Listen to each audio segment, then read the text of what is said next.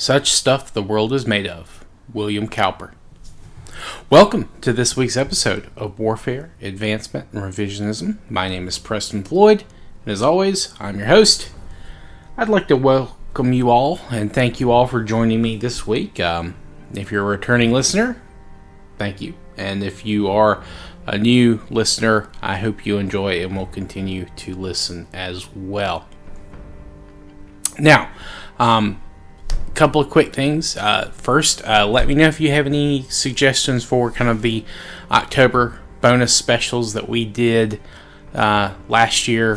We're going to be doing the same thing. I think I've still got one space open, maybe two, but at least one for sure. There's a book I just started, and I'm trying to work my way through it, but I don't know that I'll be able to complete it and really do a good job of studying it and getting a kind of thing set up for it. So,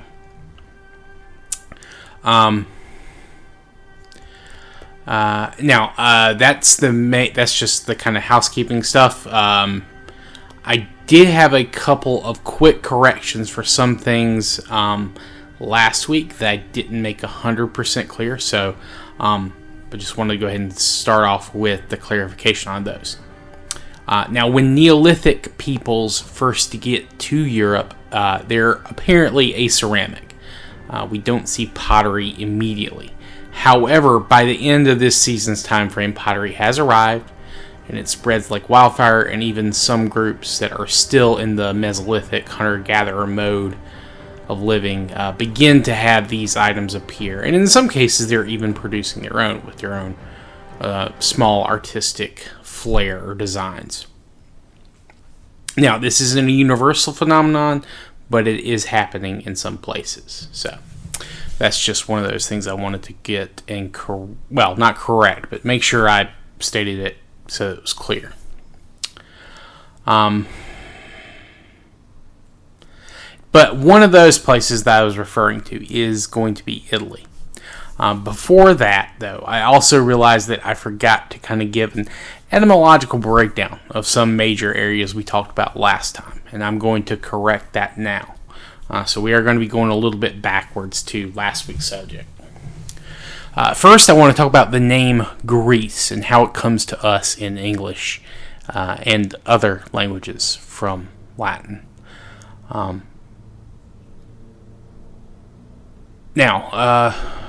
The Greeks, when referring to themselves collectively, used the term Hellenes. Though sometimes a more archaic term was used, like Achaeans. That's typically happened in the classical and pre-classical periods, but most Greeks today use the term Hellenes, or at least that's the Greek term for Greece. And Hellas is the Greek term for Greece, and Hellenes are the Greek term for Greeks.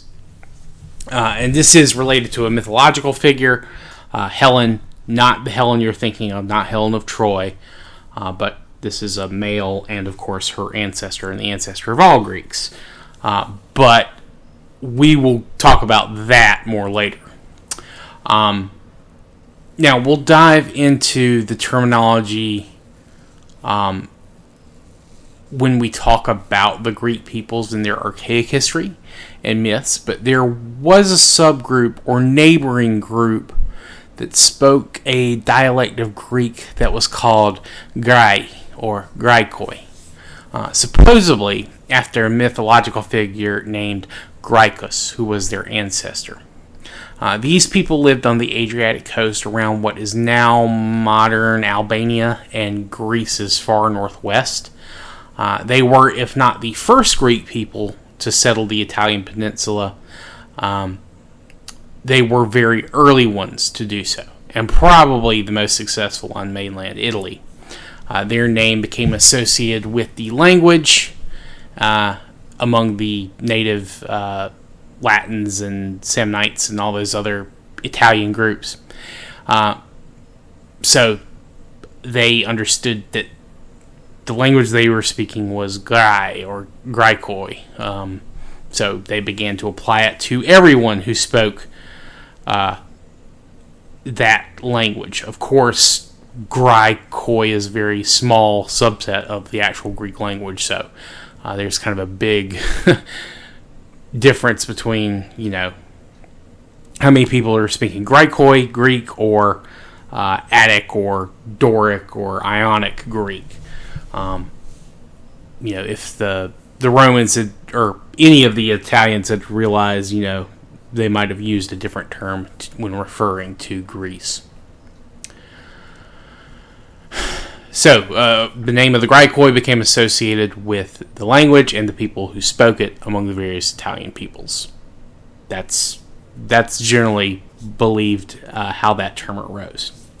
Now, for the term the Balkans, this is actually fairly new in history.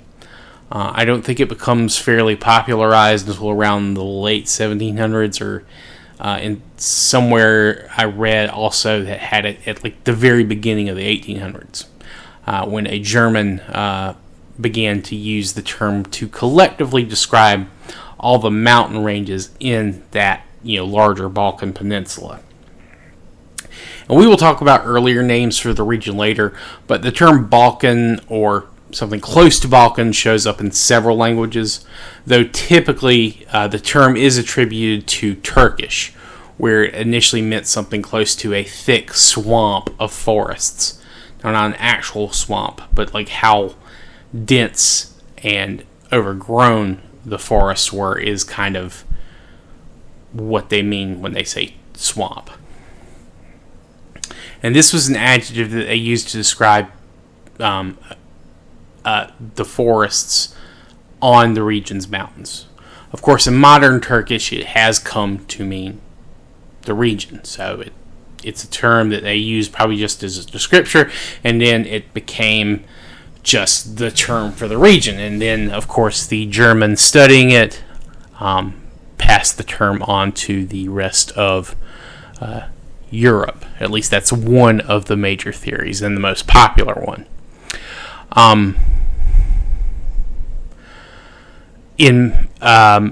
Other theories say that it comes from an old Persian word, balakana, which means large, high house.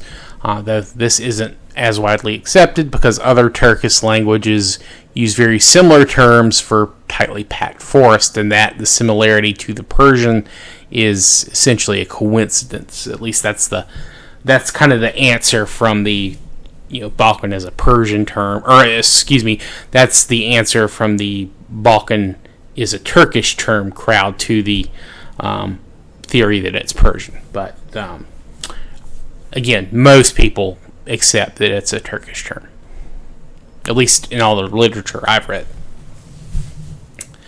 Now we're going to move into Italy, and we will start again with etymology. This is much more debated than the other two terms, and it has been debated since classical times. Several early Greek historians and writers believe that the name came from a king, Italus, who ruled over a nomadic tribe of people known as the Onotrians. They changed their name to honor him after he led them to permanently settle in the toe of the boot of the Italian peninsula, from which they would expand to cover the toe, the heel, as well as parts of Sicily. Another Greek theory is that the Italoi were a specific tribe who had crossed from the boot to central Sicily, and then made their home there as well. Some Roman and Latin authors claim that the name came from the Oscan language, in their word Vitiliu, or Vitaliu, which means land of calves. There are other less popular theories brought forward, with some claiming that it comes from an archaic Greek word, Italia, which means it would mean something like land of fire, and this would reference the volcanoes of Sicily and southern Italy. Mount Etna's name probably shares a similar origin, if that is indeed a Greek origin term. Aetna or Etna would just mean like fire, or like fiery chimney or something like that. Something along those lines. Then there are those who believe that the term may have been related to Etruscan. Of course, with most of the Etruscan language having been lost, there's not a whole lot to go on there. Personally, I favor the Oscan origin theory myself, though I'm not sure how much money I would be willing to bet on it. I'm only maybe 60% over the Greek Italia definition. And I should point out that there have been attempts to sometimes link some of these ancient theories together. And that's more kind of the mythologizing and, trying to connect rationalized myths to actual history, which is something that Greek and Latin writers do. But we'll dive into that much later. I also need to make clear that initially, Italy only referred to essentially the ankle of the boot to the south coast. As time goes on, though, that definition spreads. In fact, the whole peninsula isn't entirely considered Italy until the late Roman Republic or maybe early Empire, depending on, what you consider Italy. And the nearby islands weren't included in that until around a couple of centuries later.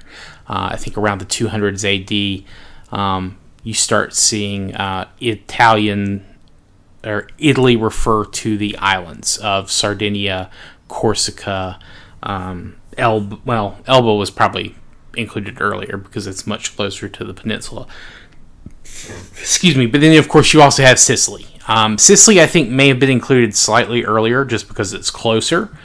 But again, the islands, Corsica and Sardinia, are not included until around the 200s AD. At least they aren't considered Italian until that point. Although it's very possible they were considered Italian earlier, but that was just the government acknowledging the fact that they're Italians, which, again, sometimes you have a little bit of a disconnect between popular opinion and legal or governmental definitions. So that's always something to keep in mind as well.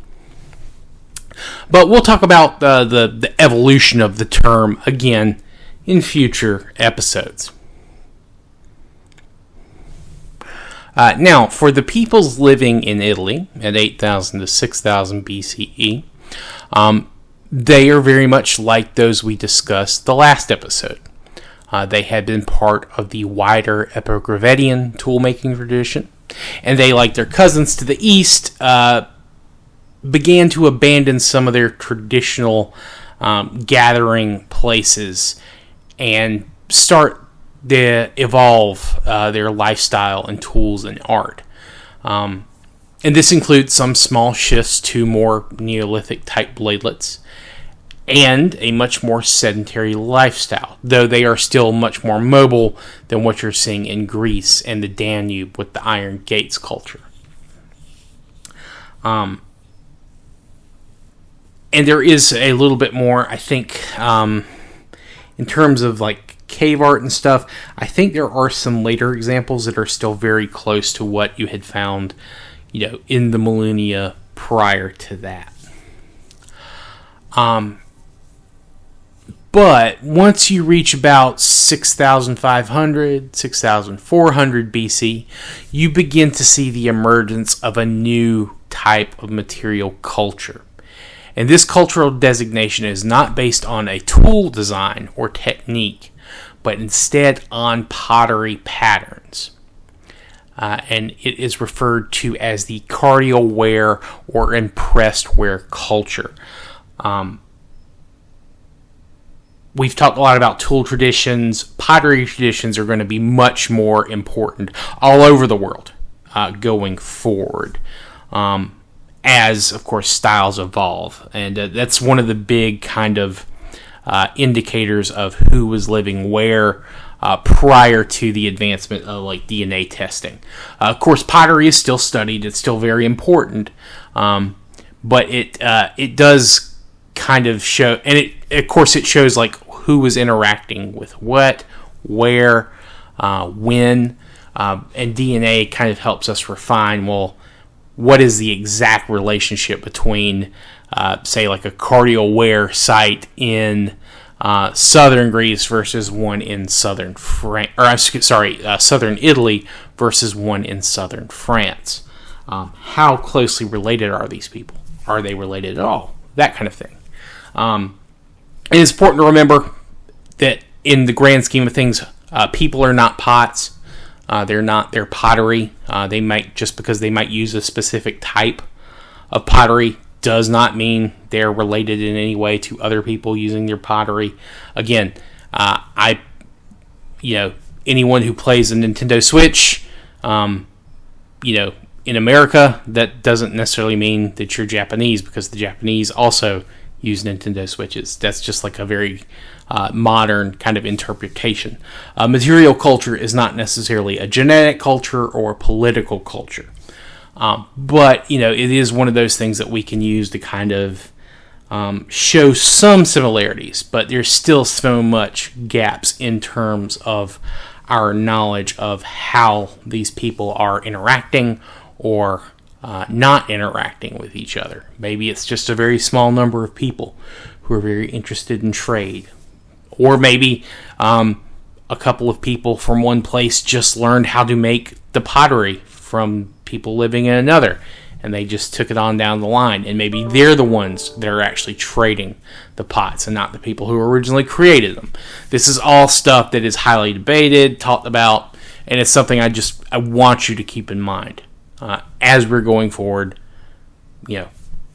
basically for the rest of the Neolithic, and that includes this season and next season and so on and so forth, and basically until we get to actual recorded history. So just keep that in mind. Now, the name Cardium Ware essentially comes from the heart cockle shells. Their specific name is Corculum cardissa. And essentially the shells would be placed on the pottery, on the back of the shells, or the outside of the shells are placed on the pottery while it is still soft enough to leave an impression, and the shell patterns, basically kind of swirl around the various types of vessels that they're making, and they come in all shapes and sizes. But typically, these do tend to be on the smaller side. They don't have any massive ones that I'm aware of that have this pattern. But it is something.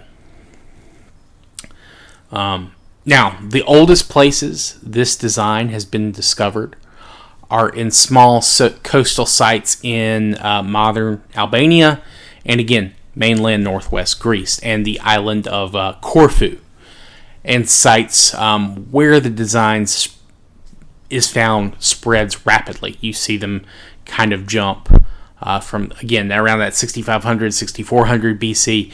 You see them spread over the next 500 years. They get a ways out from there, and they get to several locations in Italy. So essentially, by the end of this season, at 6000 BC, we do see pottery with similar designs.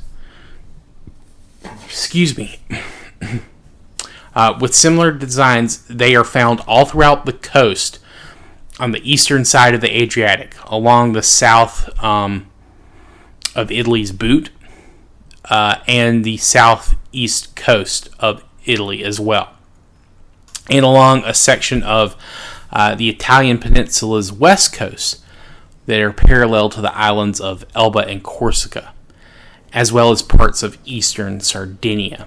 And the sites where this pottery can be found will expand.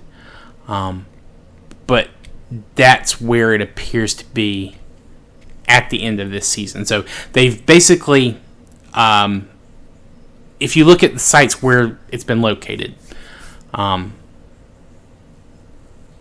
it appears to be, and again, this could be wrong because, again, at this date, you might have sites that just haven't been discovered.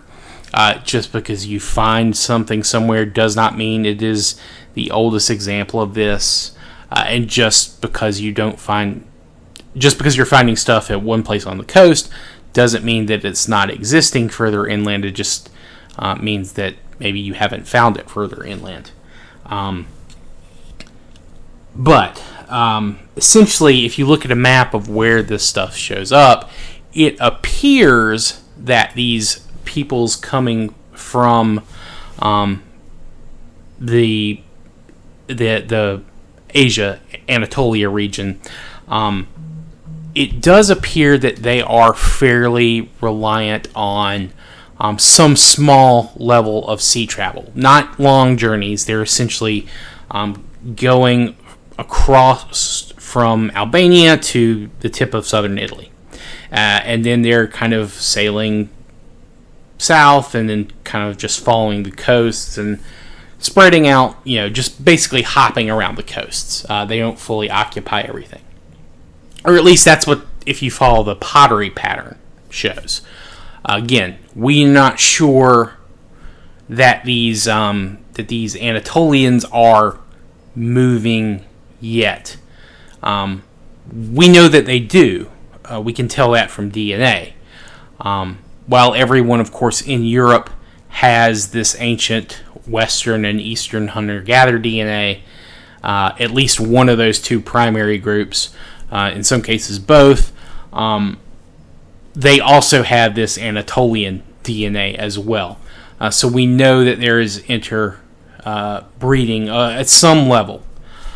Now, whether it's happening as they're spreading their pottery, or if the pottery is maybe presaging later migrations, like, hey, we're trading with these people, maybe we should, learn more about them. Maybe we should journey to them to maybe get better understanding of what they need, of what they can give us.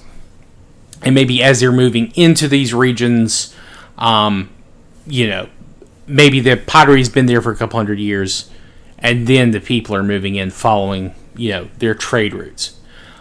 This is all highly debated. I will say that while you do find several instances of violent deaths in the Neolithic record, and this is not just in Europe, this is everywhere, large-scale invasions or destruction or death, like, you don't really find too many examples of this. As far as I'm aware, there's no large-scale, like, battle sites or slaughters or anything like that from this early period. Now, if someone is aware of one, please let me know, because I'd love to see that. But we just don't have it just yet.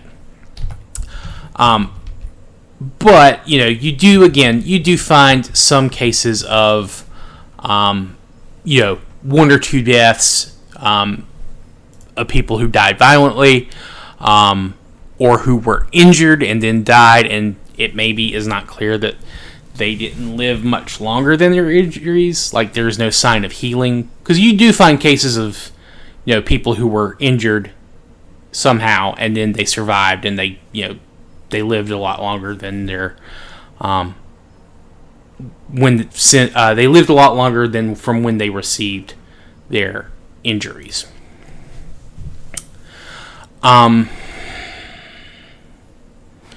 So it's not necessarily like a violent invasion. The people living in Anatolia, they're maybe not even interested in the lands that the hunter-gatherers are living in.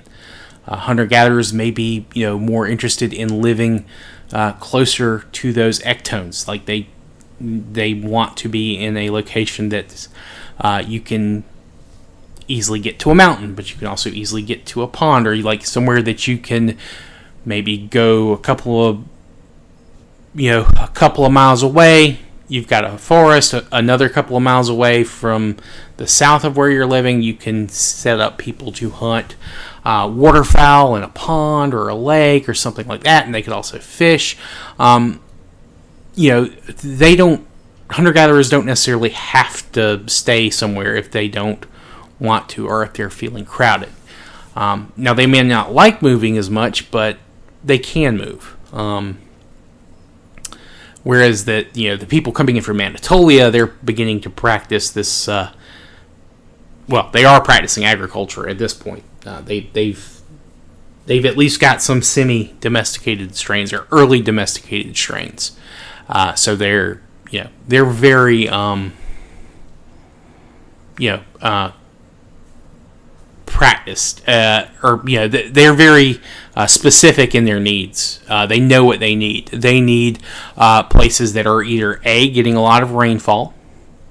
They need a lot of clear, open land, plains, which hunter-gatherers might be a good place to sleep. But honestly, like animals, the type of animals that are living in Europe at this point in time, they're not chasing these huge megafauna herds across an open plain or a savanna like you would in Africa. No, you're looking for animals like in the forest. You're hunting boar. You're hunting small deer. You're looking for birds that are nestling in trees, like these large flat plains. They're probably not all that great. You might be in a river valley because there's water and fish there, but it's not nearly as essential. And from what we can tell from these, like the way these tools travel, there are several waves that go to various places, and once these Anatolians or migrants come in and begin to practice their agriculture, they don't really necessarily move too far inland too quick. They essentially occupy these coastal areas, or they find where rivers are entering into the sea, and then they begin to kind of slowly make their way upriver. They have smaller sites, kind of spread out, or they maybe have one big location that they occupy for a time, and they plant their crops all along the river, and they're just kind of staying in one place, and they're essentially sleeping in one location, and they have their crops all along these long river systems, which Europe has quite a lot. Even more, of course, than what you're seeing in Anatolia. And of course, you have the Tigris and Euphrates, but those are massive systems, and they're very closely tied to each other. Whereas Europe, they do have of course, like the Danube, the Rhine, the Volga. These are massive river systems, but they of course have some smaller ones that are kind of independent. Italy has several that just are smaller. You got water flowing down from the Alps. And some of the river systems coming from the mountains of southern Italy or Sicily. You've got a lot of nice little river systems to kind of set up in.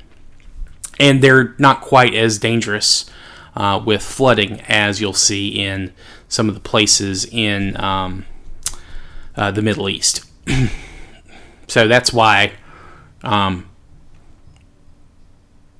that's kind of a reason why you might not see this large-scale destruction of hunter-gatherers, or you might not find all these sites of a slaughter, because hunter-gatherers can just melt away if they want to. With all the food surpluses that these Anatolians have, there might not be as much violence as you would expect. There might be people who are like, this doesn't seem so bad. I'm sure that this was a problem, at some level. I'm sure that there were people who were like, maybe we should join these people. And then there are people who are like, no, I'm not going to do that. And then they just leave. So you'll probably see some family units break apart, or extended family units break apart. And I'm sure, of course, that there were violent disagreements, but it's something that isn't quite clear. Now, of course, it is hard to find. Archaeology is very good, again, at finding locations that are well used, where you can tell, like, okay, yes, this is happening very regularly for a very long period of time. A battle, actually, they're fairly hard to locate the further back you go. There are places where, like, oh, well, we know that this battle happened here, but we haven't really found any, like, archaeological evidence. Or you might find, like, one or two things. But, some cases, like, well, we know that there were tens of thousands of people in this battle. We found, like, maybe a dozen skeletons. So, battle locations are kind of hard to find. So, it might not be that they weren't frequent or that they didn't happen at a large scale. It just might be that it's so long ago it's impossible to see. So, but we'll kind of dive more into this when we talk about the ever-growing sense of conflict between sedentary and non-sedentary cultures and societies. This is something that absolutely picks up over time. Or at least is something that's very consistent throughout time. It's probably always been there at some level, but it seems to increase the further along human history you go. Now, of course, we do have other pottery traditions that begin to emerge. However, most of those don't appear until much later. So we're not going to talk about them this week. And there are geographic boundaries to some of these pottery traditions or cultures. And that you can kind of see that they are appearing different times, but there is generally an overlap between most of them. So there's a geographic difference between these different pottery traditions, and there is not always a clear, again, genetic or cultural evidence in all these sites. So there may have been people who are living in, south of the Alps in Italy, who are very closely related to people north of the Alps in what will be something like Germany or Luxembourg or Switzerland or France, but they're using completely different pottery types. So that's something that we'll talk about and dive into in the future. But yeah, and I should point out that there is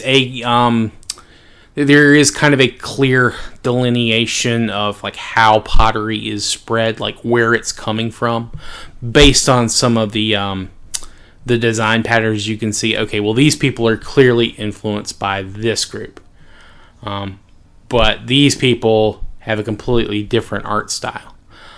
Essentially, what it looks like is that Anatolian farmers move into Greece and the Balkans fairly early.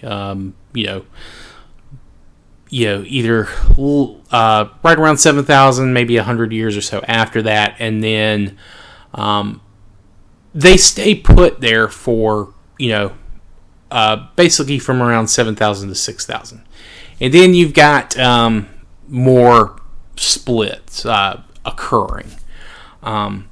There is a theory that, I talked about how Crete was occupied by people who had probably come from Cyprus or from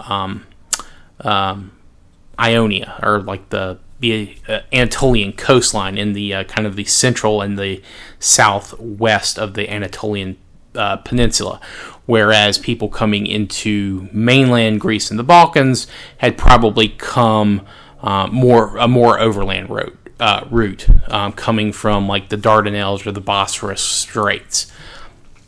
So it's possible that the people along the Adriatic Coast. Those islands, it's possible that they could have been peoples who had at one point come from early settlers of Crete, and they had sailed around the coast, and that's why you see them so much along the sea. Whereas maybe the people going the inland routes actually just begin to kind of go north, and they get into the Carpathian Mountains, the Transylvania area, the what is modern Hungary, and then it is there that they're also meeting groups who had migrated from the Caucasus into what is now Moldova, Ukraine, Bulgaria, and that these two groups are merging together, and then they will begin to move into Germany or the Baltics.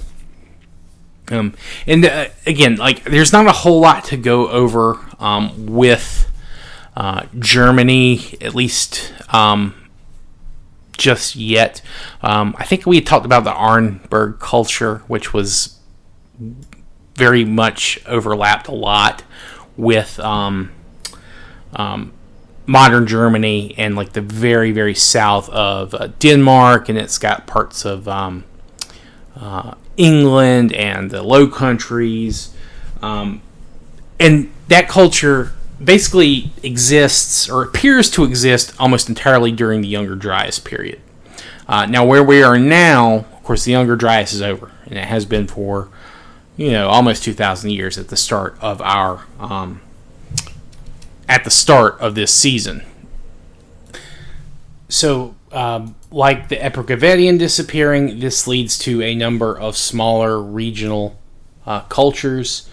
Now, I didn't mention them last time, but as they were, it's kind of hard to place them because they're right in that border region between, Russia, Belarus, Poland, and they're very closely related to, things more in Central Europe, and that's the Kunda culture. These, at the start of our season, begun to form around 500 years before the start of our season. So right around 8,500, you see a small kind of very small, very localized culture begin to form, and it does last for a while. It lasts all through this season until around 5000 BC.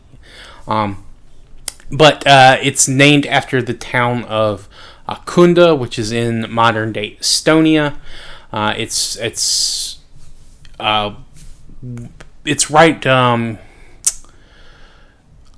east of like the modern city of Tallinn,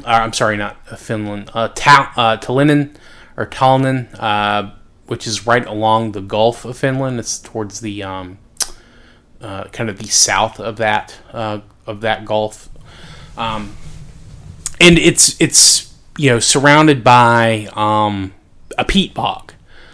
So that's something that you might not expect, where people would want to live. But there were still a lot of elks kind of roaming through those marshes. And of course, I'm sure that there were other animals, reindeer. It's a very good place for hunting, or I'm sorry, not hunting, but fishing for like large fish like pikes and things like that. Their tool culture, also, you begin to see types of like more Neolithic-esque tools, but instead of using a lot of stone, which they were using stone, but there is a ton of bone and antler tools that they use. And the Kunda is very small. It's a very small culture.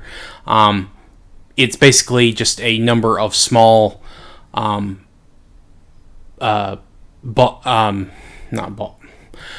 number of small communities just dotted throughout like the forests along the Balkans. A couple of miles inland. They're not super into the coast, at least living along there. I'm sure, of course, that they would fish there, they'd chase animals there, they were probably hunting any type of seal or something like that, if there were any in the area. Anything that they could use to get, a lot of, meat and things like that. Now, they were also probably a break-off of another culture that I talked about last time, which was the Swiderian or Swidri culture.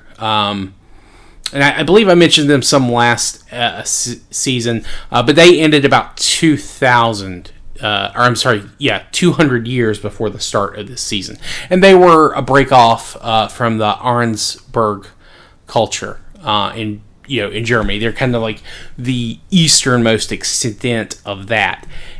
And then you see the Kunda group kind of evolve from them or break away from them,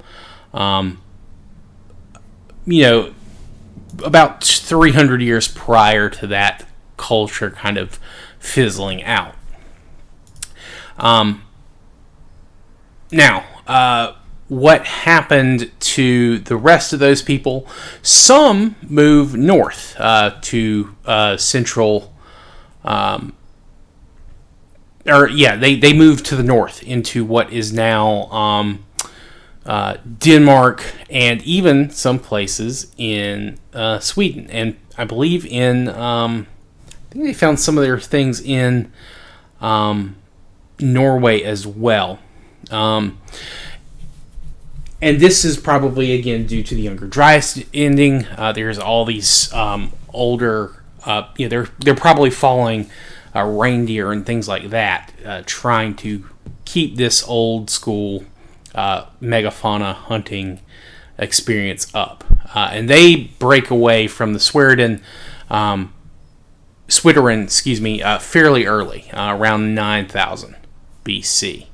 And they maintained some kind of mainland, like North Pomerania, like right along the Baltics too. They have some places. So, but they're still very much involved in, again, that large, or they're trying to continue to hunt larger elks and reindeer and things like that. They're trying to keep up in the more frozen reaches, I guess. They were also big users of bone and horns. They used flint, of course, as well. Of course, they also had dogs. They were mostly nomadic. They were more nomadic than the Kunda culture. But that's not to say they didn't have any permanent settlement sites, but they were very small, very rare. Whereas the Kunda, I think most of the sites there are almost completely 100% sedentary, with maybe like they might leave for a couple of months and come back. And also, like, these people are having to deal with crazy types of environmental changes. At the start of our season, Scandinavia has a lot of I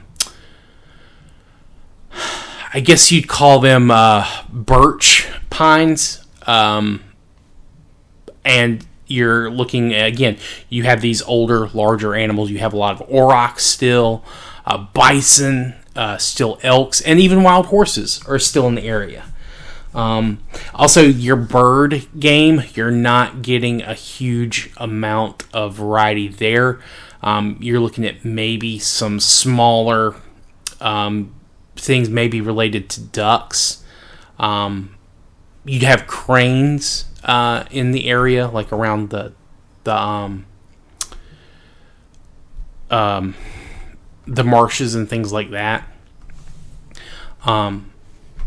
So you're dealing with that, but around 7,800, a lot of those birch trees are beginning to disappear, and you're getting more.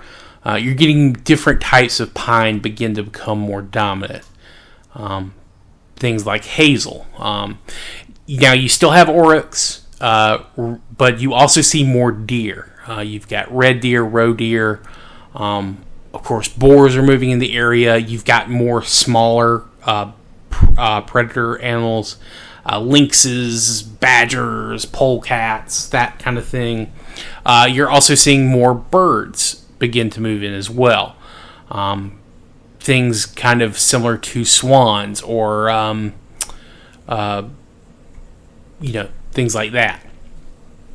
And then towards the end of the this season, right around 7,000 BC or so, you continue to see the trees change. Again, you're getting these larger trees that are closer almost to bushes in terms of how they're kind of spread.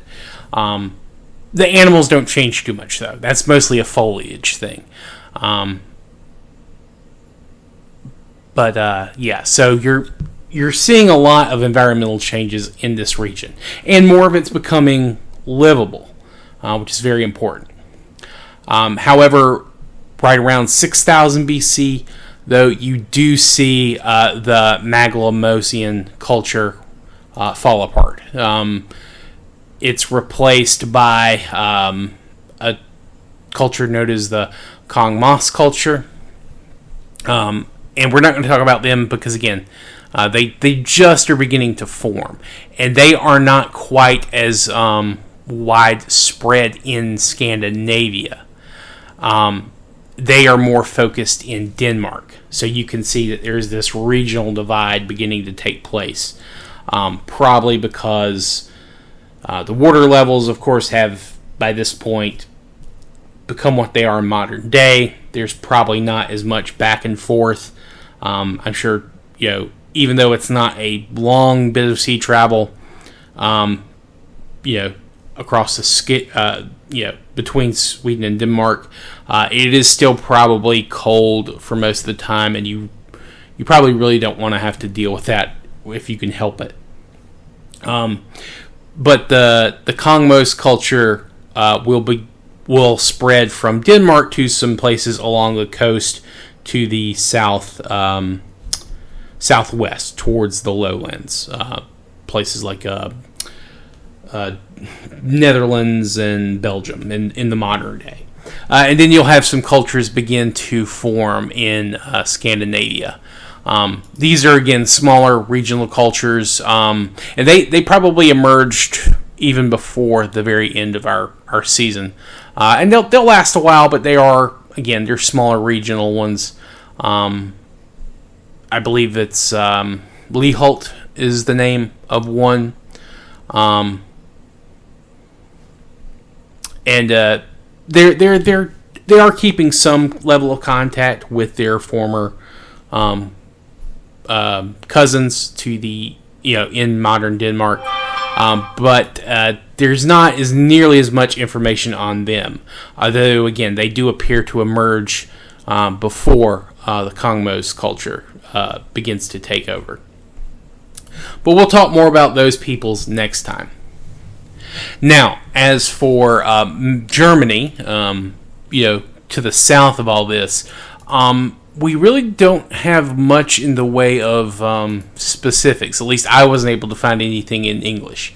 There is a lot of German stuff, but again, you're running into where you have these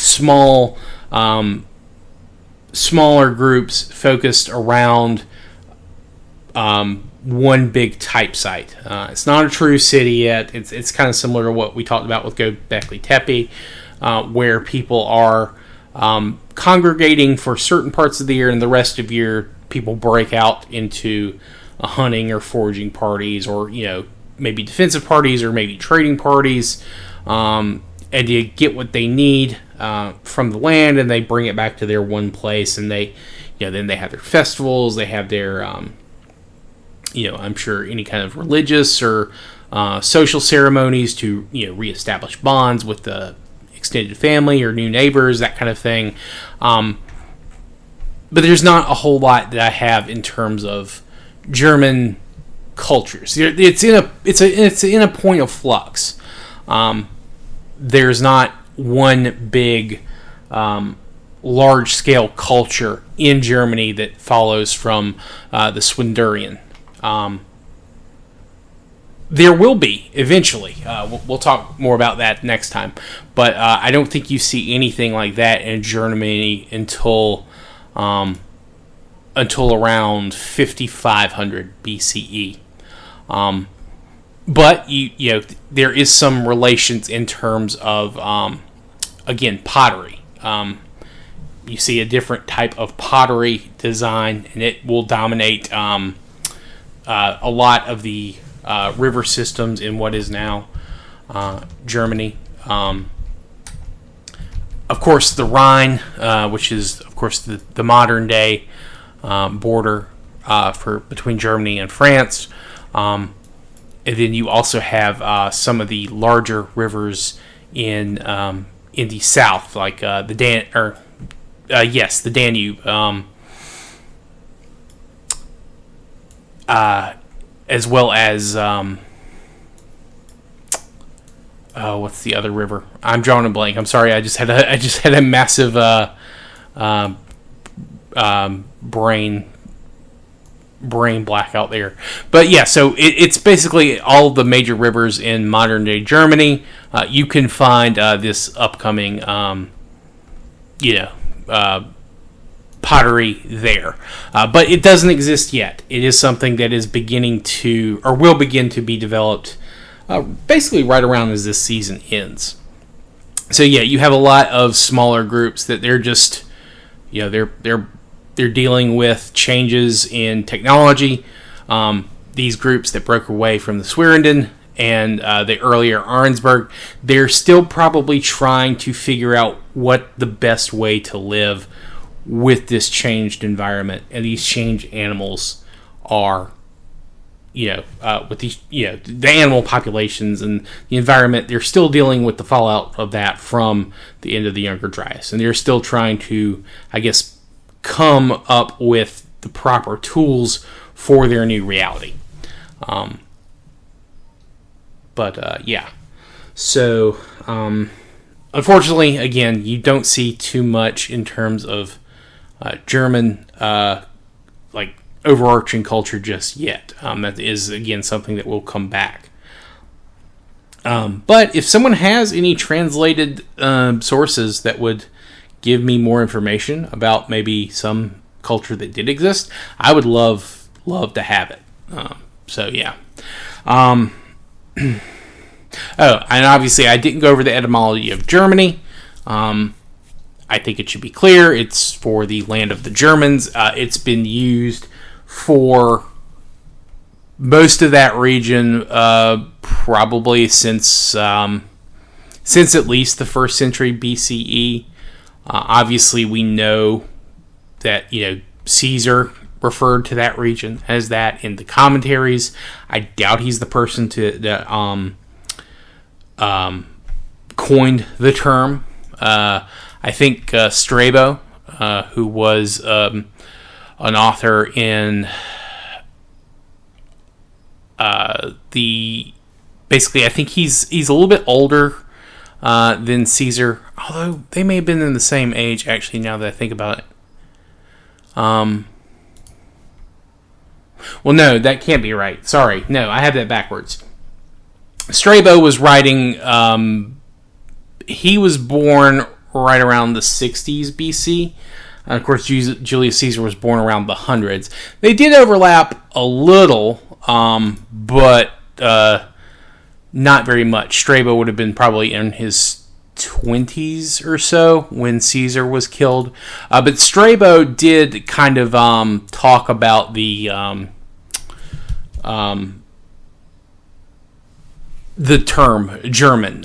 He said that it was from Germanus, which was like family. So it's very similar to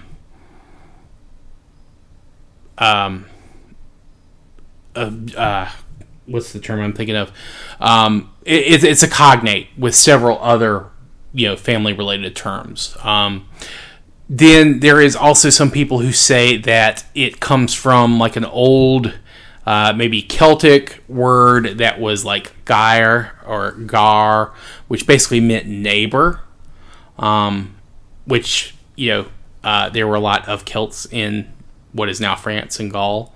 So it's possible that, the Romans heard something sounding similar to Germanus, and they're like, oh, it's the close kin or family, or, where of course, the Gauls were just referring to them as their neighbors. And, of course, the Germans themselves, there's no national identity at that point in time. Everyone, they have their extended, clan ties and family ties, but generally they referred to themselves as their clan. It was a clan identity, not a national one at this earliest period. But that's where Germany comes from. Now, there is some interactions between groups in northern Italy and Germany, or what will become Germany. However, even though the weather is much more temperate, I doubt people were making that journey through the Alps very regularly during, of course, the fall and the winter. This was something that would probably only be done in the spring and the summer, because otherwise the passes would just be too dangerous. And we have found mummies of people who were frozen or got stuck in bogs and stuff like that in Switzerland and Austria and those kind of places. And we'll talk about a couple of those guys going forward. But I think right now, actually, that's probably a good place to pick it up. We've talked about Central Europe pretty good, and of course Italy. I'd love to give some more specific sites about those places, but I fortunately couldn't really get too much information about Germany. But we'll have a lot more to talk about in this region the next few seasons, absolutely.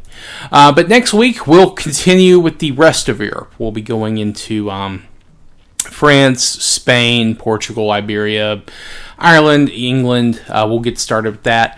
I don't know that I'll finish all of those places next time, but we'll at least start with that region and then see where we are. We might have another episode on Europe. And then, of course, we'll move on to the Americas. So we'll see then. But I'd like to thank you all for listening. If you have any kind of questions or feedback, please feel free to let me know. You can email me at war@revpod@gmail.com. You can also contact me via direct message on Twitter or by commenting on any of my YouTube videos. It may take me a little bit to answer those, but I will get to them.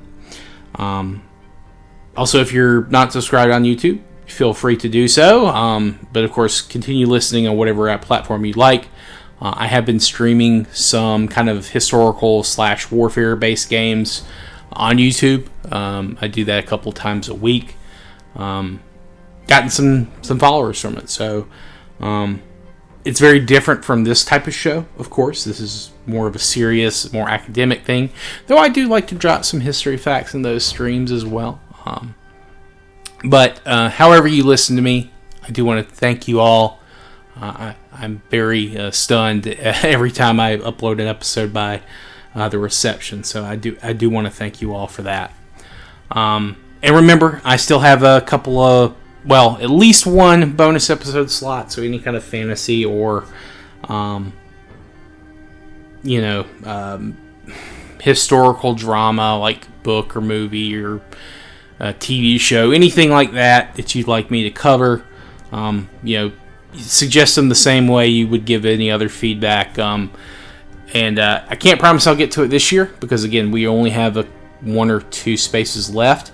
But we'll definitely get to it in the future. I plan to do all those. So thank you all. I hope you have a great evening and a good rest of your week. I hope to see you next time. Thank you all. Goodbye.